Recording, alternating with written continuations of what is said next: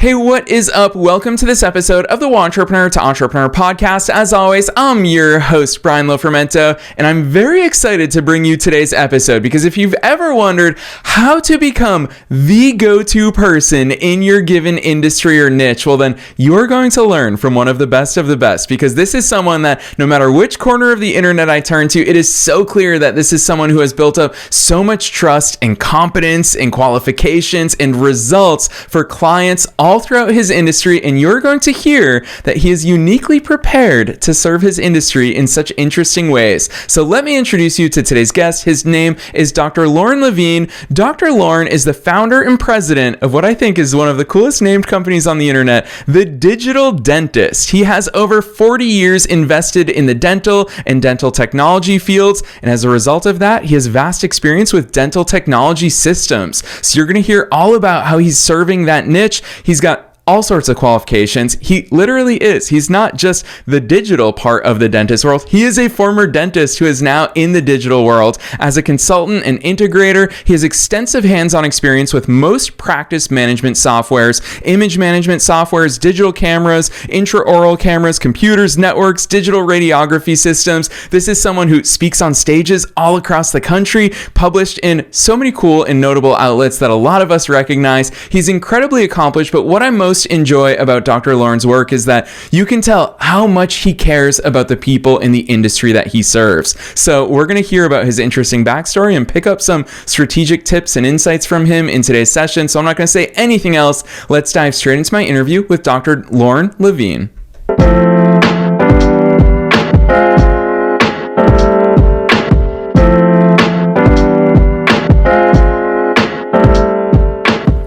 All right, Dr. Lorne, I am so very excited that you're here with us today. First things first, welcome to the show.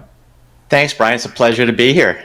Heck yes. I think you have such an interesting background, and I only touched the tip of the iceberg with all the cool qualifications and certifications that you have. Not that any of those matter, but they just prop up why you're able to do so many cool things. So take us beyond the bio. Who is Dr. Lorne? How'd you start doing all these cool things? Well, you made the interesting comment about the digital dentist, what a cool name it is. I can't take full credit for that. When I first started writing articles for one of the dental journals about 25 years ago, that was the byline for the article was the digital dentist, because most offices weren't digital at that time. So I kind of appropriated the name. I thought it was a great name, and once I stopped writing for the magazine, I said, you know what, that's a great name, and it's worked well. So, as you mentioned, I was a full-time practicing periodontist for 10 years doing gum surgery, and initially at one point I thought that was going to be my life, was doing that, and found out pretty early on that I didn't really love it as much as I thought I would. One thing with periodontal patients is that normally you end up in that office because you're not taking care of your teeth and your gums. And I was doing what I thought was a great job doing surgery, and I just wasn't seeing the results that I wanted to see. People were coming back after a year or two, and they were still having issues. And I realized, and it took a few years to realize this, that most of the success of what I was doing was dependent on the patient. If they weren't going to brush and floss, then all bets were off. So I had grown up in Canada. My family owned the largest electronic distributorship in Canada. So I always grew up with tech. When I built my dental practice, I handled all the technology aspects. And this was going back to 92. So most offices weren't computerized. And I found that I had a knack for getting all these different systems. You mentioned digital x-rays and cameras and networks and getting all that stuff working together. And it just took off. I started doing it as a hobby and started telling people that were sending me patients, hey, by the way, if you want to start digitizing your practice, I can help you with that. And I started getting busier and busier and came to the realization I couldn't do both full time. I had to make a choice. And in 2002, California had passed something called licensure by credential. Normally, when you want to practice dentistry, you have to take a licensing exam in that state. California has a notoriously difficult licensing exam, but they realized that they had a shortage of dentists throughout the state. So they decided to open it up. They said, hey, if you're in good standing in another state, we will gladly allow you to come in here and practice. And I thought, this is amazing, because I can give up my practice. I was practicing in Vermont. I can come to LA, practice 3 or 4 days a week, do the IT side of things 1 or 2 days a week, and maybe like in 5-10 years, flip that ratio or finally get out of practice. What they forgot to mention, probably on purpose, was that there were 15,000 people on the waiting list. So I got here thinking I could practice right away, and found out it was going to be a good year before I could get my license. And I was like, oh crap, this is not good. I had done okay in Vermont, but it was Vermont. And now I'm living in the heart of LA with no income. And I got about as lucky as you can get that there was a new dental website called Dental Town that had just started up. The person who ran that had reached out to me and said, hey, can you moderate all the technology forums? And then the editor of the largest circulation dental journal said, hey, I've seen some of your articles. We need a technology editor for the magazine. You can write 1 article a month. I said, great. So within a few weeks of me moving to LA, and my name was getting out there to the entire country and all of North America, actually. And within a year, when I could get the license, I already had a couple of employees. And I just said, you know what? I didn't love being a periodontist the first time around. So why do I want to go back and do it again? I love what I'm doing. And it's just taken off. And I feel so lucky that I get to wake up every single day and do the things that I do. And that's kind of how I got to this point. And I've been doing the IT exclusively since 2002. Yeah, that's an incredible overview. And Dr. Lorne, I am convinced that we need to celebrate longevity so much more in the world of entrepreneurship. And you're such a shiny example of that, because it's easy for these flash in the pan companies and shiny objects to come onto the scene. But it's that sustained, consistent commitment to service that really shines a light on what's out there and working. And when I think about what's working for you, you have such that interesting intersection of being a dentist yourself, and then obviously that deep love and passion. It sounds like a genuine passion for you of the IT side of the world, which I would imagine is not typical in your industry. I'd love for you to paint the picture of that niche, because IT managed service provider for dental offices, I would imagine a couple things. One is that they probably don't have in-house teams that have these capabilities. Then 2, they have so many extra considerations when you introduce HIPAA. I mean, that goes beyond managed service providers for just, your local pizza place. It just seems like a match made in heaven. Talk to us about that intersection and the niche that you're in. Yeah, and it's been kind of a transition for me, because I'd say maybe every 5 to 6 years, we actually go through a paradigm shift in our business model. You mentioned managed service providers. Back when I started in 2002, there was no such thing. I didn't even hear about managed service providers probably until about 10 years after that. So for the first 5-6 years, we really focused on just getting offices digitized and getting computers in their treatment rooms and putting in monitors. And this was when digital x-rays and intraoral cameras were starting to take off. And we were able to provide those services. Around 2009, 2010, HIPAA became a kind of a big deal. And I was shocked to see that there were really no other dental managed service providers that were really focused on HIPAA. And we thought it was so critical. It was the law.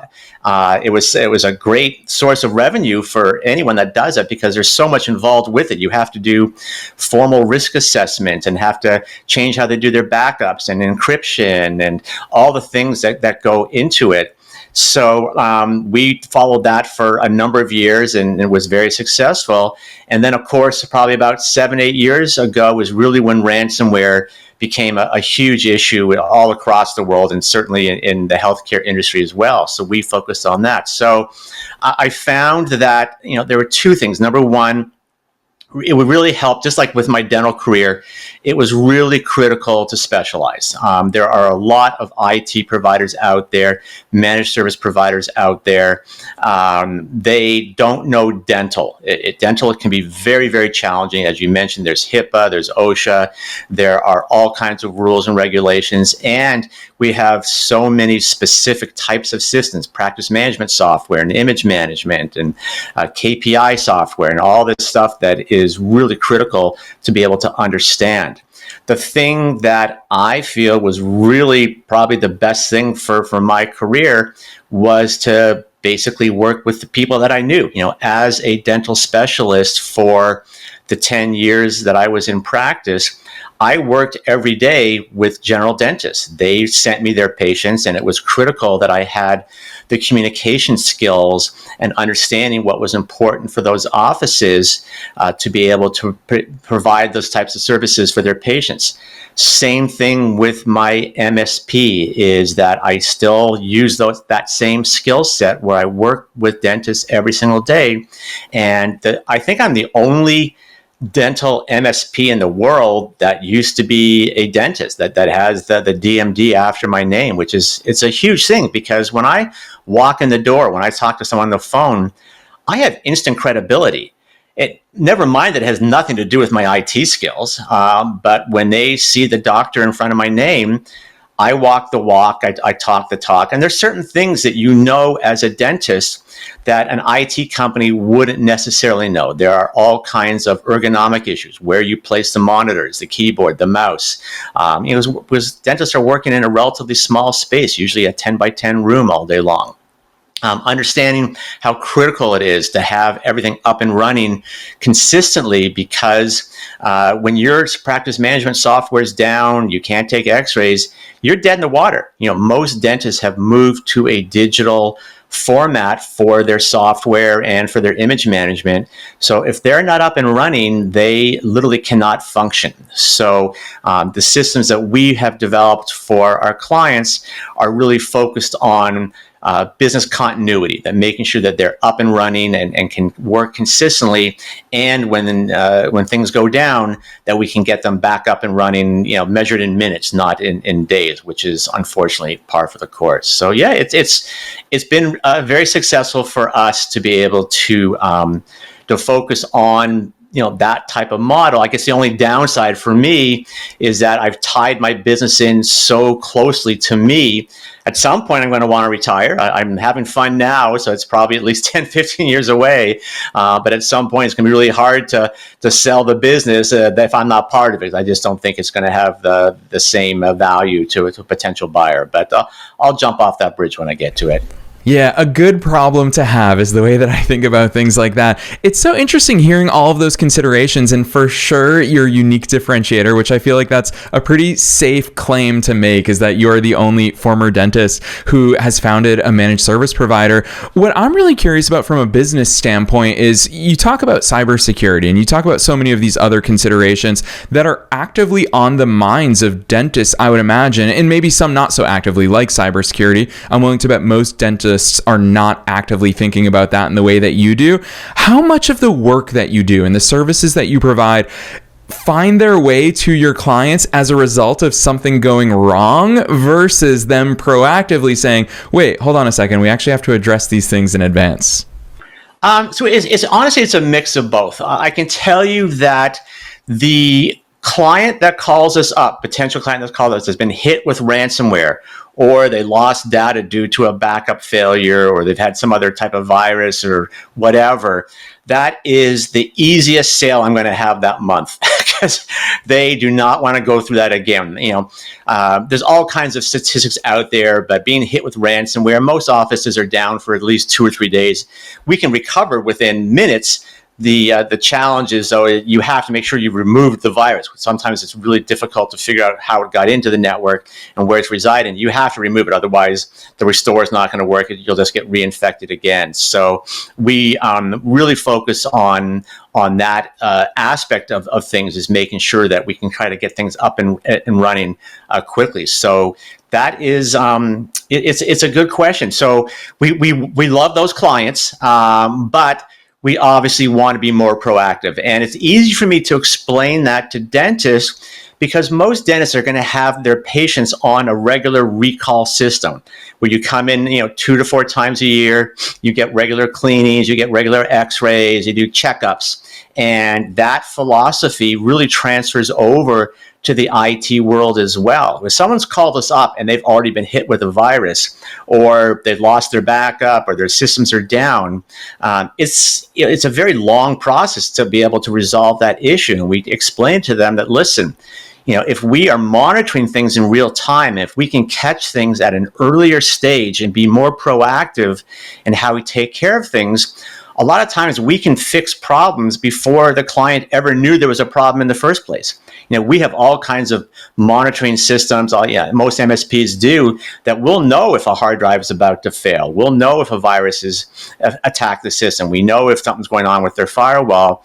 And usually we can hop on there, resolve the problem, even before the client ever knew that there was a problem. Actually, one of the most difficult conversations we have with clients is at the end of the year when their contract is up for renewal, and they'll say to us, hey, we love you guys, but we didn't really think that we needed you that much, so we're not sure if we want to renew. And then we'll send them a report that shows them all the different things that we had to do during the course of the year that they were never aware of, because of the fact that we caught it at such an earlier stage, and my guys will just do what they need to do. So, we have a mix. We have a mix of people who come in who have been hit with, if it had suffered some type of disaster. But our focus is always on educating people. The other thing that I found is really part of our success is to be flexible. In a perfect world, we want everyone to get our full suite of services, which covers about 14, 15 different things, unlimited IT support. It covers all their bases and makes sure they're HIPAA compliant. It allows them to really sleep well at night. It's not the right fit for everybody. Other people are more computer savvy. They want to handle things on their own. Some people just don't have the budget. They just, they say, hey, I only can do 2 or 3 things right now. What are the things that you think I should do? Our approach is always to say, listen, we want to tell you, just like when you talk to a patient, you're going to let them know, here's the best treatment. Even though you might know they're not going to proceed with that treatment, you still have an obligation to present the best. That's what we do. We'll present that option, but we're going to give other options to say, hey, if you want to do things individually, if you want to just get a couple things, here's the different prices, here's the different options. At the end of the day, it's their practice, it's their checkbook. They need to decide what's best for them, but we'll always have that flexibility to try to figure out what's the best solution at that time for them.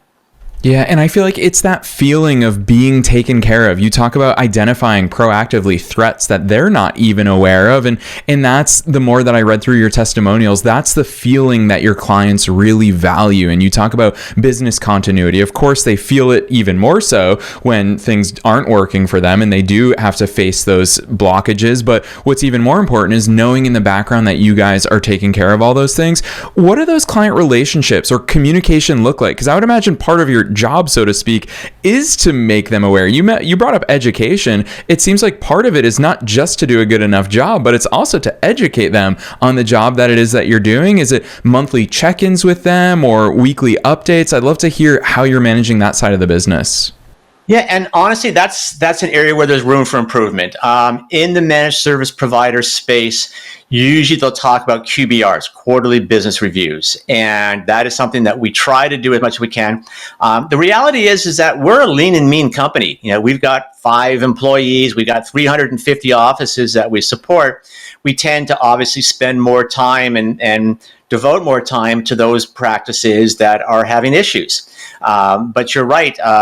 We do want to be more proactive, and we want to be able to have that level of communication. So what we've been trying to do over the last few years is on a quarterly basis, reach out to the offices and say, hey, listen, do you want to have a 10-minute call with Lorne just to go over the things that you found? One of the things that really makes it a lot easier for us to sort of get into that mold is that it's a HIPAA law that says you're supposed to do a regular risk assessment. So we do that at the very least once a year, and that tends to generate a lot of conversation. We'll always review that risk assessment with our clients to be able to say, hey, here's all the things that we resolved last year, but computers are not static. You have people that are working on them every day. So here's the new issues. Here's the things that we need to do. And the other thing, of course, what I love about technology in the technology field is that it's constantly changing and evolving. There's new stuff that's coming out all the time. 5 years ago, I'd never heard of something called application whitelisting, which right now is our number one thing to install for offices, because that, better than antivirus software, it only allows approved software to run on the system. So that didn't even exist. I mean, maybe it did 5-6 years ago, but I'd never heard of it. And now it's the number one thing that we recommend for offices. So we're constantly adding new services and reevaluating what we're doing. It's a moving target, so we try to stay on top of it. But like any managed service provider, I think there's always areas that we can improve on. But some of our clients I've had for 20 plus years. That in the managed service field, the statistics that I read is the average client will stay with a managed service provider for 3 years. That would be very, very low for us. We typically will go 10, 15, 20 years. We do have some that we'll lose after a year or two, but most of our clients are long-term because, as you mentioned, we try to take the approach that we're not selling services and support. We are selling peace of mind. If they can go to bed at night knowing that their bases are covered, knowing that if there's a problem, that we're there to take care of it and to help them, that's the best thing that we can offer. And we've had very few times over the 20 years I've been doing this where we weren't able to resolve a problem to someone's satisfaction. We always shoot for a 95% satisfaction rate. We typically do better than that, but we do our best, and our clients seem to be happy with it. Yeah, I love that attitude towards all of these considerations. I feel like it also not only shows a lot about how the digital dentist operates, but Dr. Lorne, I feel like we're getting inside that executive mind of yours as well, which is super important to hear the way, whether it's self-awareness, whether it's a road to continual improvement, all of these things are great directions that we can move in. And it's universal advice. It can apply to all of our businesses. But when we talk about evolving technology, in every single interview lately, I've felt the obligation to inject AI into these conversations because we can't ignore it. So I'm super curious to hear both from the managed service provider perspective, but also you have a unique vantage point on dental offices. How do you view AI? How's it shaping the industry? How's it helping it? What are some considerations? I'm sure you've got a lot of thoughts there. I do. And it's a double-edged sword. I worry that AI is going to take over for a lot of things that maybe they shouldn't be taking over for. AI, so there's two areas where we follow the AI. Number one is in dentistry itself. And it's just taking off as far as being able to do 3D imaging, doing CAD CAM. We're working with a number of companies now that are using AI to handle a lot of the administrative aspects of running a dental practice. We've seen some really good technology that's coming out where people are using AI to answer their phones. That's something I would have never thought was possible. We've always known that people can go online and request appointments and reschedule whatever, but the technology has gotten so good that a lot of times you may not know that you're not talking to a live person. And we're seeing it taking over a lot of the administrative functions. We're seeing it taking over a lot of the technical aspects of running a dental practice when it comes to lab work and technologies. On the managed service provider front, I tend to use AI more for developing business systems and marketing.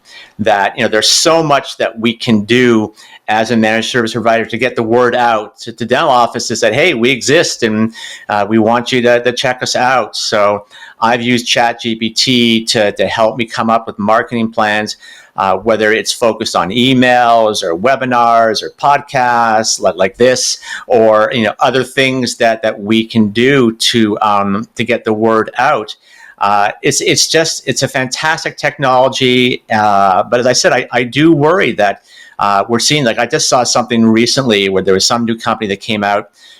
They can only do, I think it's through Google, where they can do video, like a whole AI video. Only like in 8 seconds was the extent of the video, but it looked very realistic, and I just worry, what's going to happen. Are we going to be replacing people? Which we are, obviously. AI is going to certainly take over a lot of job functions, but I haven't used it as much as other managed service providers from the standpoint that we're busy. We're always happy to accept new clients. We're always looking for ways to get the word out and let people know that we're out there. But one of the beauties of a managed service provider company is that we're looking at monthly recurring revenue. We're looking at services that just keep going and going until somebody cancels. And that's the ideal. Everyone's looking for that, where you have a guaranteed income coming in based on these services that you're providing to these people on a regular basis. So if we can get more clients, great. We're happy about that, but we're okay with the status quo too. I love what I do. And there were times where maybe I thought, our little 5-6 man show, maybe we could expand to 10, 15, 20 people, but I'm happy with what it is. And I want to have that hands-on. Like, that's the thing that I guess worries me about AI, is that a lot of what we do really depends on that personal touch. And I don't know if AI can really give our clients that peace of mind that they can talk to me and know that they can get their concerns addressed. I don't think there's ever going to be a replacement for me, but stay tuned. I could be wrong. That's such an important point that you made, though. I think it all comes down to how we frame it, because can AI monitor for cybersecurity threats, and can it do all of those things? Sure, but you said it even earlier in the interview, and I think both of us have alluded to it, is that that's not strictly what you're selling. You are selling that peace of mind, and I will always feel so much more confident in knowing that a human has my back and is always looking those things over. If AI is assisting in that, then cool, but yeah, I really love the fact that you honed right in on that, and you called out Google's new video technology, Veo. Unbelievable. Us podcasters, we're all super aware of the fact that voice cloning technology is getting scary good, almost indistinguishable. I've tried it with my own voice, and it can easily slip past my family, which they've heard my voice for all of these decades at this point. And so I think it's absolutely incredible. Well, Dr. Lorne, I am so excited to hear how you answer this final question. I knew that time would fly by with you, but you're such a wealth of knowledge in so many different ways. So I'm excited for this very broad question that you can take in any direction you want. And that is, what's your best piece of advice for listeners? Knowing that we're being listened to by both entrepreneurs and entrepreneurs at all different stages of their own growth journeys. And also for you, I'm going to have the added caveat that you've become the go-to person in your industry, in your niche. You've talked about your very unique credentials that position you in that way. So you've got a big gap to plug here with some insightful knowledge. So what's that one piece of advice that you want to leave listeners with today?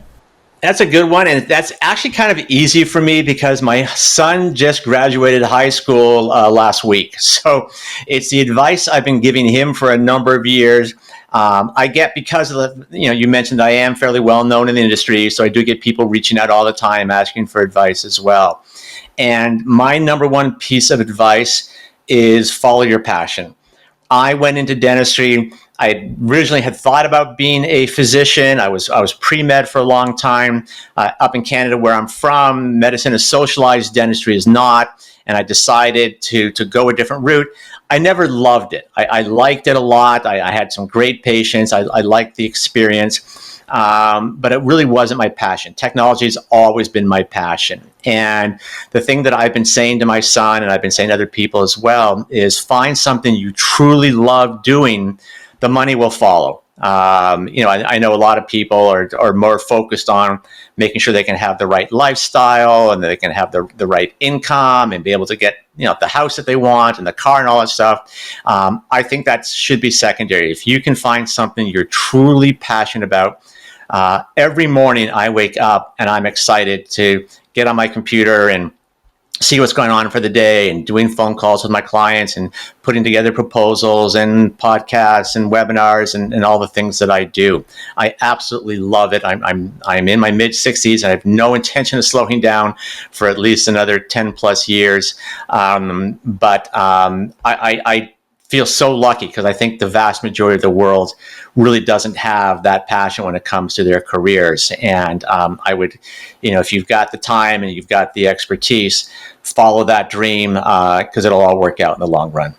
Yes, so well said. That is such a great pitch for the world of entrepreneurship, because nowhere did you say that it's easy, but gosh, the juice is for sure worth the squeeze. And it's a lot of work to get where it is that we all want to go, but you're such a shining example of that. I'm so appreciative for the way that you showed up. And I think you've done such a masterful job in all the things that you've built. I mean, the second I landed on your website, which we're going to plug that link in just a minute, but the second I landed there, you've done such an incredible job of weaving in the brand that you've built, the digital digital dentist with your own personal brand, leveraging that credibility and that expertise that you have. And of course, the fact that you're constantly lit up by this stuff, that also shines through, especially in the way you've showed up with us here today. So Dr. Lorne, drop those links on us for listeners who want to take advantage of success leaving clues and learning from all the things you're actually doing as well. Drop those links. Where should listeners go from here? Probably the easiest is to my website. It's thedigitalDentist.com, www.thedigitalDentist.com. For anyone listening to the podcast, we will have a link on that page where you can get a free evaluation. You don't know what you don't know. And one of the things that we want to be able to do for your listeners is to say, listen, you need to know where you're at from a technology standpoint, from a HIPAA standpoint, from a cybersecurity standpoint. Let us provide that for you at no cost. Of course, we would love to work with you, but if it's not the right fit, you'll at least have the information that you can go to your own IT provider, another MSP, to figure out what's the best step forward. So go to my website, fill out the Contact Us form. It's on every single page on the website. It's hard to miss it. We'll reach out and schedule a time that you and I can have a personal conversation to figure out what your needs are and how we can help you and go from there. Yes, I love that. And listeners, you already know the drill. We're making it as easy as possible for you to find that link down below in the show notes, no matter where it is that you're tuning into today's episode. Although I will argue that this is probably the easiest URL to remember, even if you're on the go. ThedigitalDentist.com. You heard from the digital dentist himself in today's episode, so you already know the domain. ThedigitalDentist.com. You can click right on through from the show notes. Otherwise, Dr. Lorne, on behalf of myself and all the listeners worldwide, thanks so much for coming on the show today. Thanks for having me.